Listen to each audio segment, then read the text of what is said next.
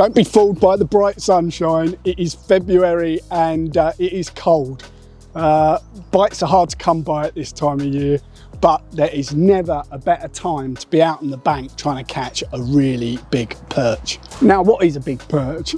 In my mind, any perch over £2 is still a really, really good fish. But today what we're after is that absolute monster. Like I said, there's not a better time of year to try it in February going into March.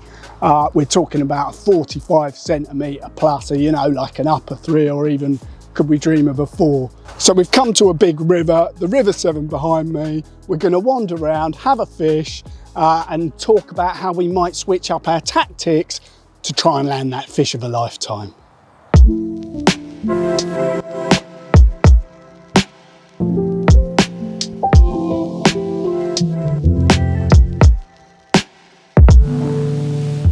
Lovely deep slack in this swim to explore.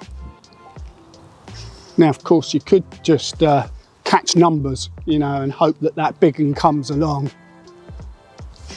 But let's have a quick chat about what you might do to stack things in your favour to try and catch that real big one. Now, obviously, there's the time of year. February, as I say, that is a great month to get out there, put a bit more time on the bank. Unfortunately, it coincides with when it's really cold. I mean, it's a lovely day today, lovely crisp winter's day. But yeah, if you really are wanting to target a big one, February is a good month. End of Feb, March, right at the end of the river season. The fish are just coming up to spawning, the perch are coming up to spawning, and it is when they're looking their best, and it's when it's when they're at their biggest. So yeah, time of year, February, March, get out there. And the time of year sort of coincides with the next sort of like tip or tactic, and that is to fish really slow. You know, some people do think that the perch are quite lazy, the big ones are quite lazy. But to be honest, I think it does coincide with that first tip, February, March. They are less likely to hit lures that you're moving fast. Fish slow. It's going to be cold, fish slow. I think the big ones do move with a little bit more purpose, less skittish, you know. So I would say, yeah, definitely fish slow. Today, I'm mainly using Texas rigs with creature baits, big creature baits, but also you can fish Ned rigs, drop shot, anything that you can sort of fish a little bit slower with. You're not going to cover as much water, just sort of like accept that and just concentrate on an area like here. I'm only going to cover about 100 yards or so a bank, if that. I'm focusing on these large slacks in front of me, fishing slow, and hopefully with a big lure I might catch up with a big perch.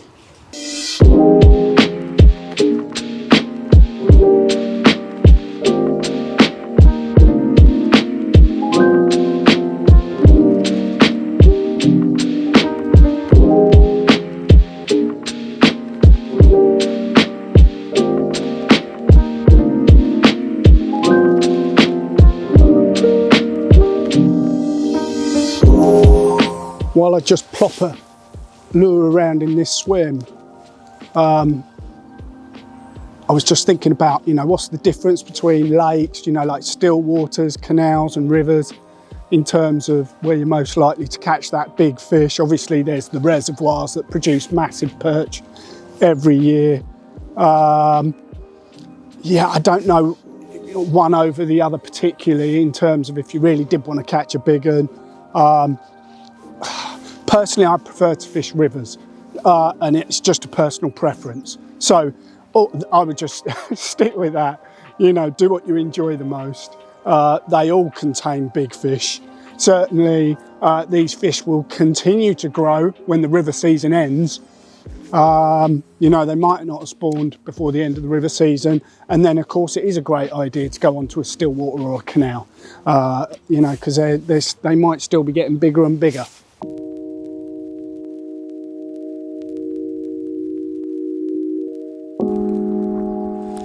The size of these slacks.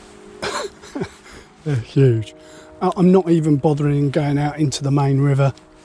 It's too fast.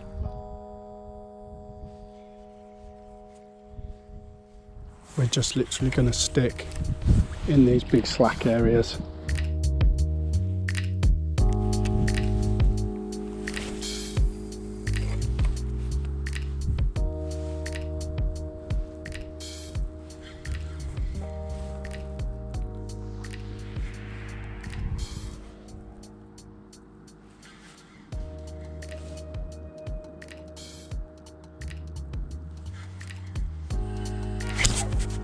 There we go. Fish on. Alright, please be a perch.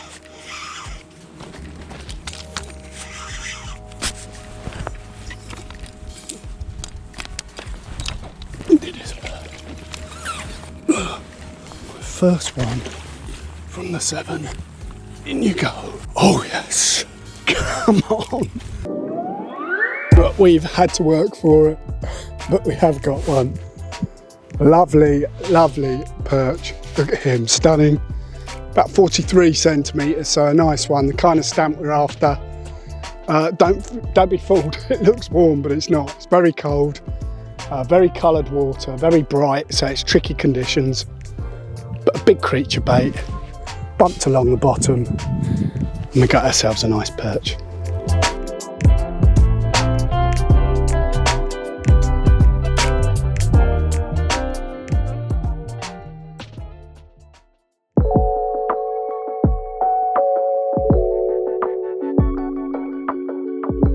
Well, it is bright and cold, and that is making the fishing quite tricky.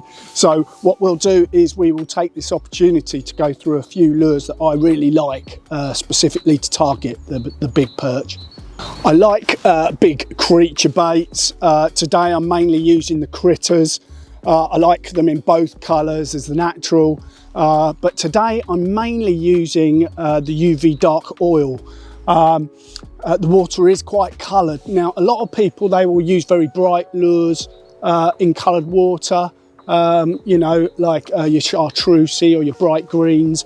Personally, I either go really, really light or really dark. So either white or this dark oil, the UV dark oil, is perfect. And the reason to do that is to create a contrast, as much contrast as I can. Today, mainly using the dark oil, and it did catch that really nice perch earlier.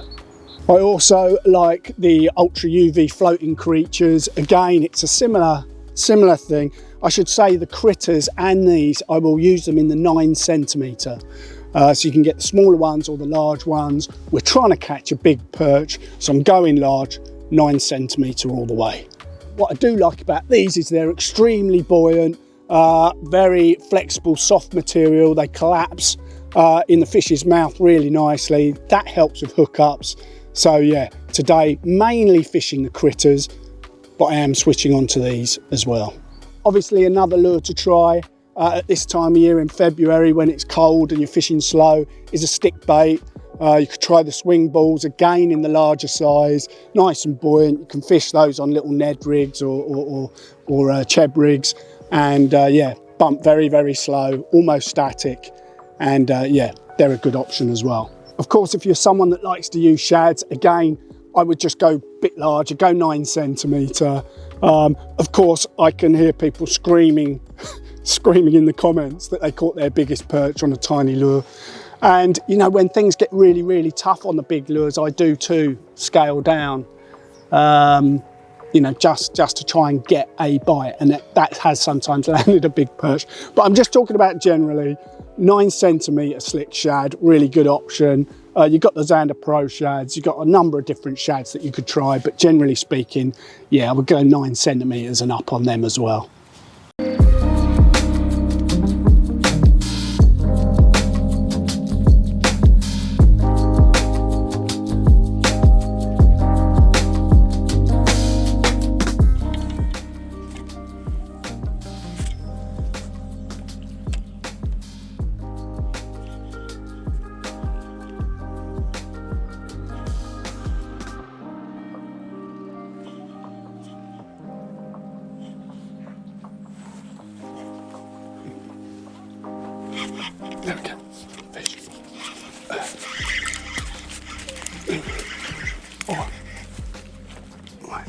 think it's a chub.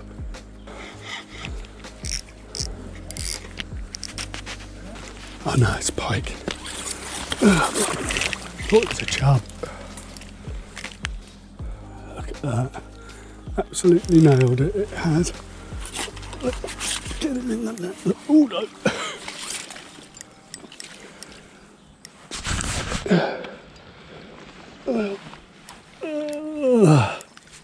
We are going to get the odd one of those, I suppose. Whew. Well, these will take a creature bait as well, as you can see. Thought it was the perch of my dreams, but never mind, they're all welcome, especially at this time of year when bites are hard to find. Let's slip it back and keep going for that perch.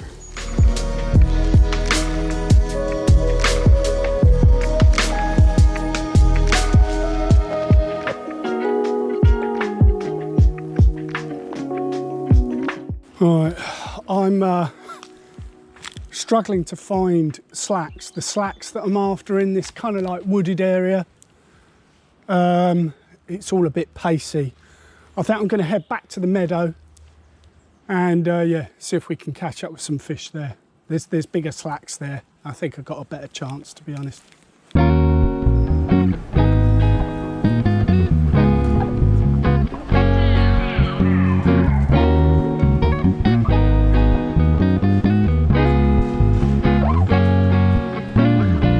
So just quickly, in terms of the rig that I'm using on here today, I am fishing a Texas rig. I wanted to go weedless because I started with an open jig head, and to be honest, this big gnarly old river that I haven't fished before, this area at all, and it very quickly humbled me by chewing up all my jig heads. Big gnarly old river, and these large slacks hold some horrors in terms of snags. And so yeah, I wanted to go weedless and I opted for the Texas rig. Now I will use a Texas rig over a Cheb rig sometimes, because sometimes I just want that full, I want the separation between the weight and the lure. If you're using buoyant lures, it's quite nice because you can raise the rod tip really high like this, the weight comes down, and then the lure flutters down just a little bit more slowly than it would if it was on a Cheb rig. Another thing to consider with the Texas rig is that separation, I think, facilitates hookup sometimes. Fish comes in, big fish, big perch, inhales the lure. There's absolutely no resistance to stop the lure you know, taking hold. So yeah, that's another reason why I like to use the Texas rig. We've got a glass bead there as well. That might add a little bit of a click in the coloured water. I'm not completely sold on that. Having said that, I don't think it can do any harm, can it? Another tiny little detail here is this stopper that I've put between the glass bead and the hook, and that is a little bit unusual.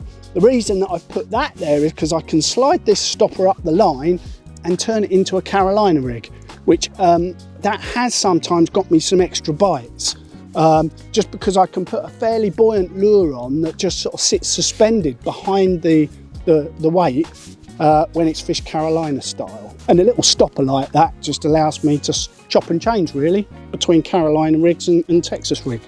What I should say is when I'm rigging these, just load on the creature bait, wet the hook there. I've got a 2.0 offset hook, so a nice big hook. And what's nice about these 9cm critters is this nice big recess we got here, and the hook point sits in it beautifully like that, making it completely weedless, which I would be losing so much tackle today if I wasn't fishing in this way. It's almost essential. I simply wouldn't really be able to fish any other way.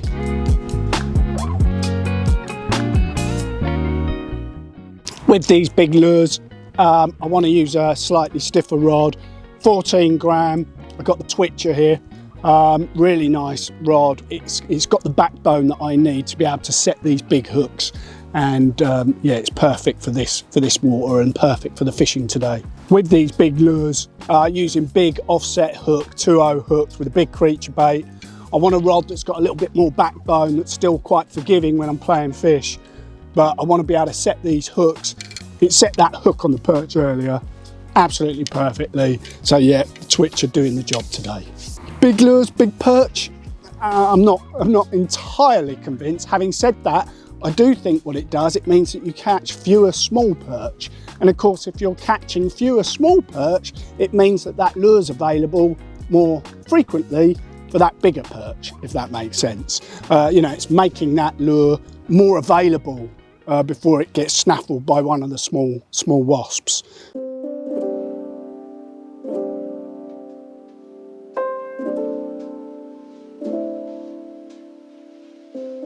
Thing is, you would think to use a really bright lure, but these do create quite a silhouette when they're really dark.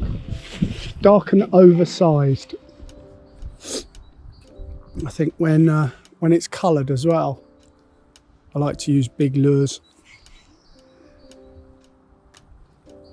So it's not just big lures, big perch. I just think when it's really coloured and horrible, I just want to create something that's going to make a bit more disturbance in the water, create more of a wake. And you could do that with a big lure.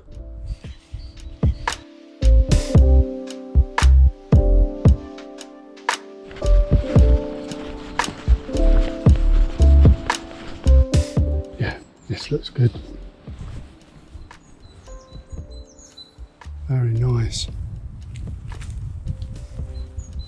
The bank, the water's obviously been right up here. So the bank is treacherous.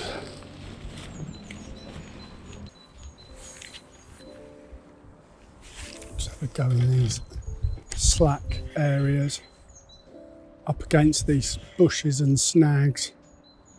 You can imagine fish being in there. I feel like what I'm looking for, I think, is the swims with almost oversized slacks.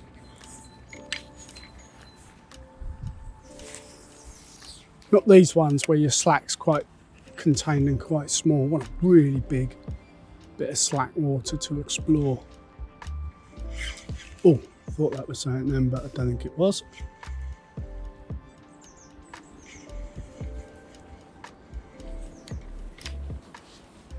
Just a bit too pacey, too close to the bank. I want the pace of the water to be further away so that I've got a really big slack to explore. That's what I'm really after.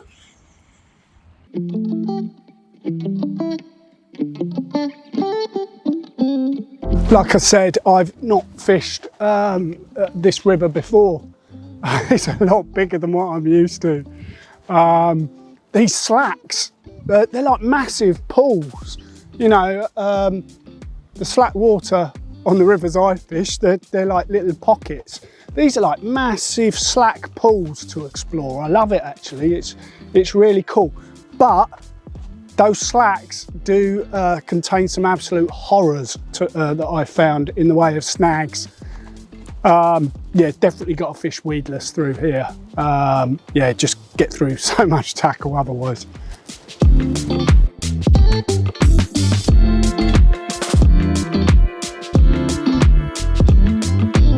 See the water's up. See the staging's underwater there. You can tell by the state of the steps. It's probably been a metre higher than this. And it's dropping.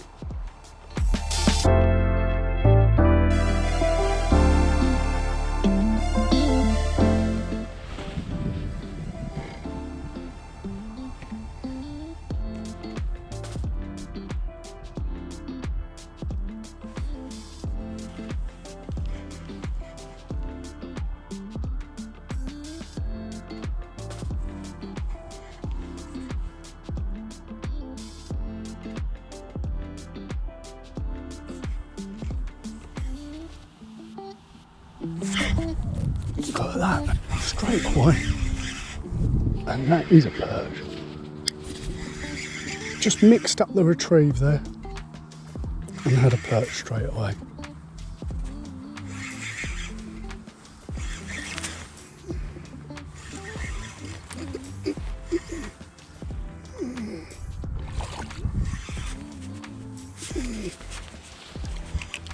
shows.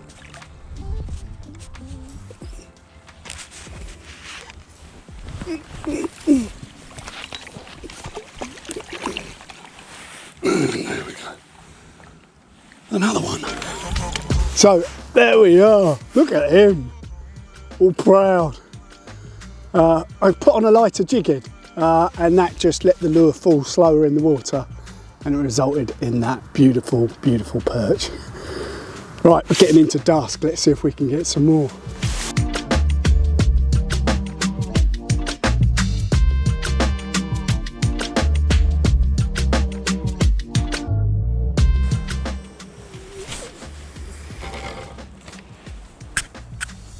What I was saying is the feeding window. Yeah, it's not that the fish aren't here, it's that their feeding window at this time of year is so small.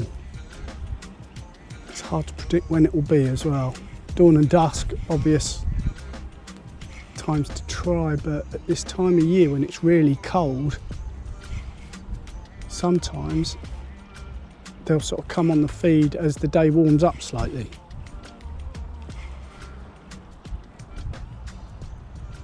Just fish as much as you can. Try and be there when they switch on.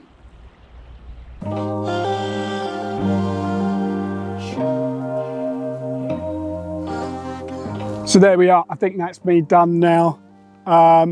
Not lots of bites, kind of what you'd expect for this time of year in February. Sorry I couldn't catch the absolute whacker that we were after. Having said that, did have a nice perch, 43 centimetres, which from a new venue that I've never fished before. So yeah, I'm very happy with that. I hope you've seen something in the video that motivates you to get out there, get outdoors, even though it's cold, and catch that absolutely mind-blowing perch.